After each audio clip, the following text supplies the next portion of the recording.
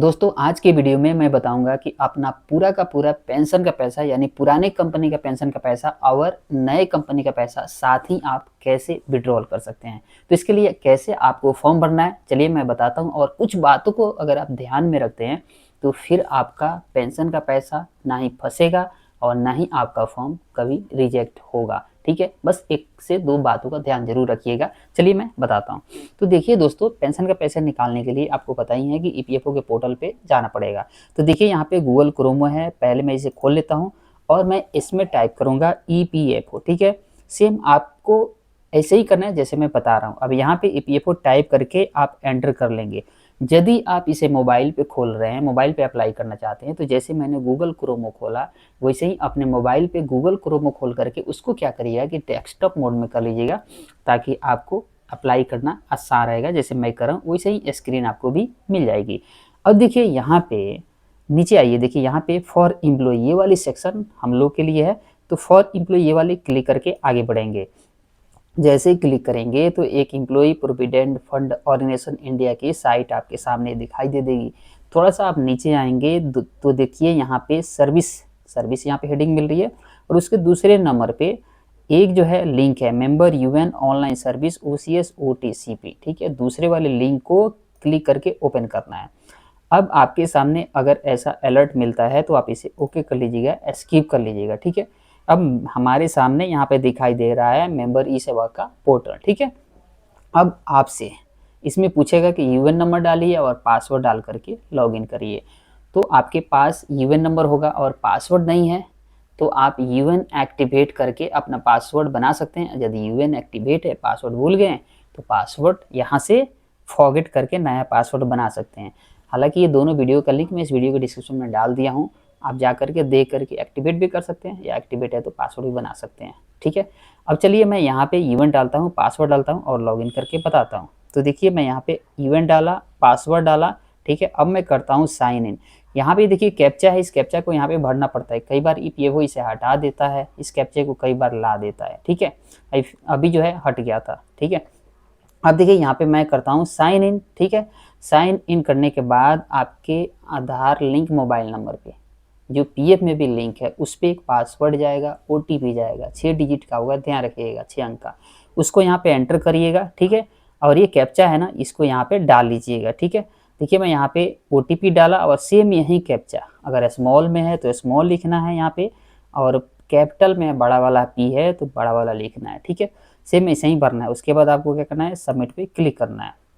अब यहाँ पे अलर्ट आएगा, उसको लेटर कर लीजिएगा, ओके कर लीजिएगा। लेकिन ध्यान रखिए कि आजकल जो है नॉमिनेशन करना मैंडेटरी है, तो यदि आपका नॉमिनेशन नहीं है तो जरूर नॉमिनेशन करिएगा। उस भी वीडियो का लिंक इस वीडियो के डिस्क्रिप्शन में है।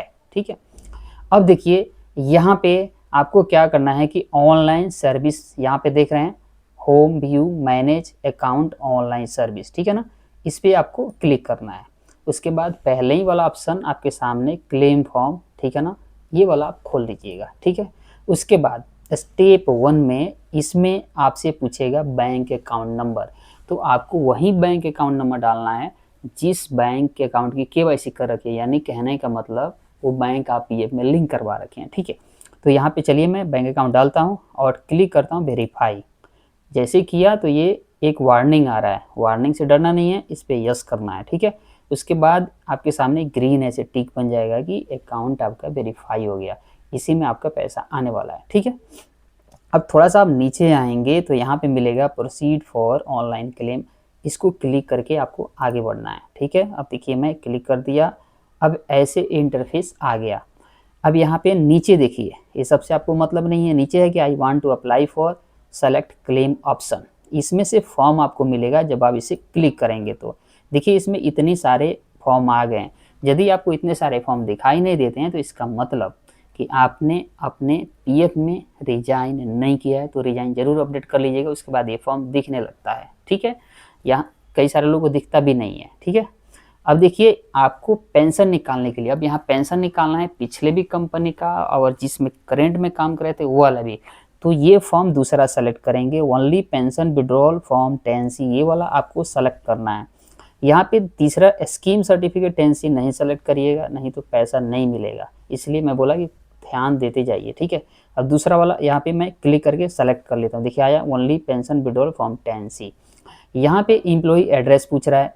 ये सारा एड्रेस आपका जो है आपके आधार कार्ड के पीछे होता है, सेम वैसे ही डाल दीजिएगा आधार कार्ड से दे करके। यहाँ पे गांव का नाम, रोड नंबर, यहाँ पे स्टेट किस राज्य से हैं, यहाँ पे किस डिस्ट्रिक्ट से हैं, यहाँ पे शहर का नाम नज़दीक, और यहाँ पे 6 डिजिट का पिन कोड जो आधार में होता है। ठीक है, चलिए मैं ये डाल लेता हूँ। यहाँ पे आपको कोई भी पासबुक, चेक बुक की कॉपी अब अपलोड करने की ज़रूरत नहीं है, बस इतना भर के आगे बढ़ना है। अब आपको क्या करना है कि यहाँ पे ये है स्क्वायर देख रहे हैं, यहाँ पे इसको वर्गाकार क्लिक कर लीजिएगा। जब क्लिक कर लेंगे तो टर्म एंड कंडीशन आपने एक्सेप्ट कर लिया, ये करना ही पड़ेगा। ठीक है, अब करना है आपको गेट आधार OTP। ठीक है, चलिए मैं क्लिक करता हूँ और ये OTP आया यहाँ पे। अब पूछ रहा है ना यहाँ पे एंटर OTP अब आपको यहाँ पे डालना है। ठीक है, अभी इस OTP को क्या करिएगा यहाँ पे डाल लीजिएगा। मैंने इसलिए बताया कि जब भी आप फॉर्म भरिएगा तो अपना मोबाइल नंबर अपने साथ रखिएगा, क्योंकि OTP आपके मिलेगा और आपको एंटर करना पड़ेगा, तभी आप अप्लाई कर पाएंगे। ठीक है, अब यहाँ पे क्लिक कर देना validate OTP and submit claim. ठीक है, अब देखिए ये वैलिडेट होने लगा। अब देखिए यहाँ पे OTP has been verified and claim has been submitted आ गया कि सबमिट भी हो गया। अब यहाँ पे है क्लिक हियर। ठीक है, तो ये है फॉर्म 10C जो मैंने अप्लाई किया। इस फॉर्म को कहीं भी देने की आवश्यकता नहीं पड़ती है। अब आपके मन में सवाल आ रहा होगा कि क्या जो मैंने ये फॉर्म बताया भरने के लिए इसे भर देता हूँ तो पिछले भी कंपनी का पेंशन का पैसा आ जाएगा और जो करंट में काम करे तो वो भी आ जाएगा? हाँ बिल्कुल आ जाएगा, लेकिन इसमें एक चीज़ है, ये पुराने कंपनी का पेंशन का पैसा तभी आएगा यदि आपने फॉर्म 13 नंबर भर के ट्रांसफ़र किया हो आपने। ठीक है, यदि आप नहीं किए थे PF ट्रांसफ़र तो आपका पिछले कंपनी का पैसा वैसे ही रह जाएगा, केवल जिस कंपनी में लास्ट में काम किए थे वही वाला आएगा। तो ध्यान रखिएगा, पूरा का पूरा पेंशन निकालने के लिए प्रोसेस यही है। बशर्ते इससे पहले यदि आप किसी कंपनी में काम किए थे तो उसका पैसा ये फॉर्म भरने से पहले ट्रांसफ़र कर लीजिएगा। उसको बोलते हैं PF ट्रांसफ़र। PF ट्रांसफ़र करेंगे तो पेंशन भी ट्रांसफ़र जो हो जाता है, यानी सर्विस जुड़ जाती है। और उसके बाद ये फॉर्म भरते हैं तो फिर आपका सारा का सारा पेंशन का पैसा निकल जाता है, यानी पुराने भी कंपनी का और नए भी कंपनी का जितने भी हो।